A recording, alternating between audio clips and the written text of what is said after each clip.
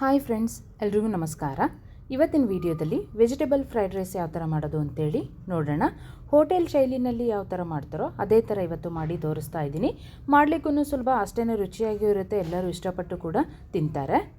ಈ vegetable fried ರೈಸನ್ನು ಮಾಡಲಿಕ್ಕೆ ಮೊದಲಿಗೆ ನಾನಿಲ್ಲಿ ಒಂದು ಬಾಣಲಿಯನ್ನು ಇಟ್ಕೊಂಡಿದ್ದೀನಿ. ಬಾಣಲಿ ಬಿಸಿಯಾದ ನಂತರ ಅದಕ್ಕೆ 3 ಟೇಬಲ್ ಸ್ಪೂನಷ್ಟು ಎಣ್ಣೆಯನ್ನು ಹಾಕ್ಕೊಳ್ತಾ ಇದ್ದೀನಿ. ನಾನಿಲ್ಲಿ ತೋರಿಸ್ತಾ ಇರೋದು ಸುಮಾರು ಒಂದು 4 ಜನಕ್ಕಾಗುವಷ್ಟು ಫ್ರೈಡ್ ರೈಸನ್ನು ಮಾಡಿ ತೋರಿಸ್ತಾ ಇದ್ದೀನಿ. ಒಂದು ಚಿಕ್ಕ ಬೆಳ್ಳುಳ್ಳಿಯನ್ನು ಚಿಕ್ಕದಾಗಿ ಕಟ್ ಮಾಡಿ ಸೇರಿಸ್ಕೊಂಡಿದ್ದೀನಿ. ಖಾರಕ್ಕೆ ಹಸಿಮೆಣಸಿನ್ಕಾಯನ್ನು ಒಂದು 3 ಉದ್ದಕ್ಕೆ ಕಟ್ ಮಾಡಿ ಹಾಕ್ಕೊಂಡಿದ್ದೀನಿ. ನಮಗೆ ಖಾರಕ್ಕೆ ಅನುಗುಣವಾಗಿ ನಾವು ಮೆಣಸಿನ್ಕಾಯನ್ನು ಹೆಚ್ಚು ಕಡಿಮೆ ಮಾಡ್ಕೋಬೋದು. ಬೆಳ್ಳುಳ್ಳಿದು ಹಸಿ ವಾಸನೆ ಹೋಗೋವರೆಗೂ ಸ್ವಲ್ಪ ಎಣ್ಣೆಯಲ್ಲಿ ಹುರ್ಕೋಬೇಕು. ಮೆಣಸಿನ್ಕಾಯಿ ಕೂಡ ಖಾರ ಬಿಟ್ಕೊಳ್ಳುತ್ತೆ. ಒಂದು ಈರುಳ್ಳಿಯನ್ನು ಉದ್ದಕ್ಕೆ ಕಟ್ ಮಾಡಿ ಸೇರಿಸ್ಕೊಳ್ತಾ ಇದ್ದೀನಿ. ಆದಷ್ಟು ವೆಜಿಟೇಬಲ್ ಫ್ರೈಡ್ ರೈಸಿಗೆ ತೆಳ್ಳಗೆ ಉದ್ದಕ್ಕೆ ತರಕಾರಿಗಳನ್ನು ಕಟ್ ಮಾಡಿಕೊಂಡ್ರೆ ನೋಡಲಿಕ್ಕೆ ತುಂಬಾ ಚೆನ್ನಾಗಿ ಅನಿಸುತ್ತೆ.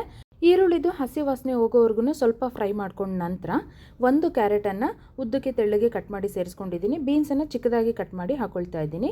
ನಾವು ಮೊದಲಿಗೆ ಬೀನ್ಸು ಮತ್ತು ಕ್ಯಾರೆಟನ್ನು ಒಂದು 30 ಸೆಕೆಂಡ್ಸು ಹುರ್ಕೋಬೇಕು ಎಣ್ಣೆಯಲ್ಲಿ. ಇದನ್ನು ಹೈ ಫ್ಲೇಮ್ನಲ್ಲಿ ಮಾಡಿದ್ರೇ ಚೆನ್ನಾಗಿ. ಹೈ ಫ್ಲೇಮ್ನಲ್ಲಿ ಮಾಡಿದ್ರೆ ಮೇಲೆ ತರಕಾರಿ ರೋಸ್ಟ್ ಆಗುತ್ತೆ, ಒಳಗಡೆ ಕ್ರಂಚಿಯಾಗೇ ಇರುತ್ತೆ. ಬೀನ್ಸು ಮತ್ತು ಕ್ಯಾರೆಟು ಬೇಯಲಿಕ್ಕೆ ಸ್ವಲ್ಪ ಟೈಮನ್ನು ತಗೊಳುತ್ತೆ. ಹಾಗಾಗಿ ಮೊದಲಿಗೆ ಅದನ್ನು ಫ್ರೈ ಮಾಡ್ಕೊಂಡ ನಂತರ ಉಳಿದಿರೋ ತರಕಾರಿನ ಹಾಕೋಬೇಕು. ಕ್ಯಾಪ್ಸಿಕಮು ಮತ್ತು ಕ್ಯಾಬೇಜು ಬೇಗನೆ ನಮಗೆ ಮೆತ್ತಗಾಗ್ಬಿಡುತ್ತೆ. ಹಾಗಾಗಿ ಕೊನೆಯಲ್ಲಿ ಸೇರಿಸ್ಕೊಂಡು ಸ್ವಲ್ಪ ತರಕಾರಿಗೆ ಎಷ್ಟು ಬೇಕೋ ಅಷ್ಟು ಉಪ್ಪನ್ನು ಹಾಕ್ಕೊಂಡು ಚೆನ್ನಾಗಿ ಇದನ್ನು ಒಂದು 30 ಸೆಕೆಂಡು ಈ ಥರ ಎಣ್ಣೆಯಲ್ಲಿ ಹೈ ಫ್ಲೇಮ್ನಲ್ಲಿ ಹುರ್ಕೋಬೇಕು. ಹುರ್ಕೊಳ್ಳೋದ್ರಿಂದ ನಮಗೆ ಈ ತರಕಾರಿಗಳೆಲ್ಲ ಹಾಗೆ ಕ್ರಂಚಿಯಾಗಿ ಇರುತ್ತೆ, ಬಟ್ ಅರ್ಧದಷ್ಟು ಬೆಂದಿರುತ್ತೆ. ಆ ಥರನೇ ಬೇಯಿಸ್ಕೋಬೇಕು. ನಾನಿಲ್ಲಿ 1 ಲೋಟದಷ್ಟು ಅಕ್ಕಿದು ಬಾಸುಮತಿ ರೈಸನ್ನು ಉದುರಾಗಿ ಮಾಡಿ ಇಟ್ಕೊಂಡಿದ್ದೀನಿ. ಆದಷ್ಟು ಸ್ವಲ್ಪ ಉದುರಾಗಿ ಮಾಡಿಕೊಂಡ್ರೆ ಫ್ರೈಡ್ ರೈಸ್ಗೆ ಚೆನ್ನಾಗಿ, ಬೇಡ ಅನ್ನೋರು ಸ್ವಲ್ಪ ಸಾಫ್ಟಾಗೂ ಕೂಡ ಮಾಡ್ಕೋಬೋದು.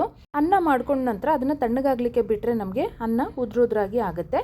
ಇವಾಗ ಆ ತರಕಾರಿಯನ್ನು ಬೇಯಿಸಿ ಇಟ್ಕೊಂಡಿದ್ದೀವಲ್ವ, ಅದಕ್ಕೆ ಅನ್ನವನ್ನು ಸೇರಿಸಿ 2 ಟೀ ಸ್ಪೂನಷ್ಟು ಸೋಯಾ ಸಾಸನ್ನು ಹಾಕ್ಕೊಳ್ತಾ ಇದ್ದೀನಿ. 1 ಟೀ ಸ್ಪೂನಷ್ಟು ಪೆಪ್ಪರ್ ಪೌಡರು ಕರಿಮೆಣಸಿನ ಪುಡಿ ಹಾಕ್ಕೊಂಡಿದ್ದೀನಿ. 1 ಟೀ ಸ್ಪೂನಷ್ಟು ವಿನೆಗರನ್ನು ಹಾಕ್ಕೊಂಡಿದ್ದೀನಿ. ಇದೆಲ್ಲದನ್ನು ನಮ್ಮ ರುಚಿಗೆ ಅನುಗುಣವಾಗಿ ನಾವು ಹೆಚ್ಚು ಕಡಿಮೆ ಮಾಡ್ಕೋಬೋದು. ನಾನು ಉಪ್ಪನ್ನು ಹಾಕಿಲ್ಲ, ಅನ್ನ ಮಾಡುವಾಗಲೂ ಉಪ್ಪನ್ನು ಸೇರಿಸಿದ್ದೀನಿ, ತರಕಾರಿಗೂ ಸೇರಿಸಿರೋದ್ರಿಂದ ಇವಾಗ ಸಾಸ್ಗಳಲ್ಲೂ ಉಪ್ಪಿರುತ್ತೆ. ನೋಡಿಕೊಂಡು ಬೇಕಿದ್ರೆ ಉಪ್ಪು ಬೇಕಿದ್ರೆ ಹಾಕೋಬೋದು.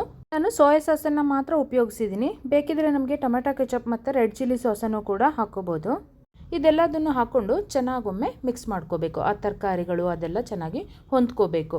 ಆಮೇಲೆ ಅನ್ನ ಸ್ವಲ್ಪ ಬಿಸಿ ಆಗೋವರೆಗೂ ಮಿಕ್ಸ್ ಮಾಡಿಕೊಂಡು ಸ್ಟವನ್ನು ಆಫ್ ಮಾಡಿದ್ರೆ ನಮಗೆ ವೆಜಿಟೇಬಲ್ ಫ್ರೈಡ್ ರೈಸ್ ರೆಡಿ ಆಗುತ್ತೆ. ಕೊನೆಯಲ್ಲಿ ಸ್ವಲ್ಪ ಸ್ಪ್ರಿಂಗ್ ಆನಿಯನನ್ನು ಸೇರಿಸ್ಕೊಳ್ತಾ ಇದ್ದೀನಿ. ಇದಕ್ಕೆ ನಾವು ಬಾಸ್ಮತಿ ರೈಸನ್ನೇ ಉಪಯೋಗಿಸ್ಬೇಕು ಅಂತೇನಿಲ್ಲ.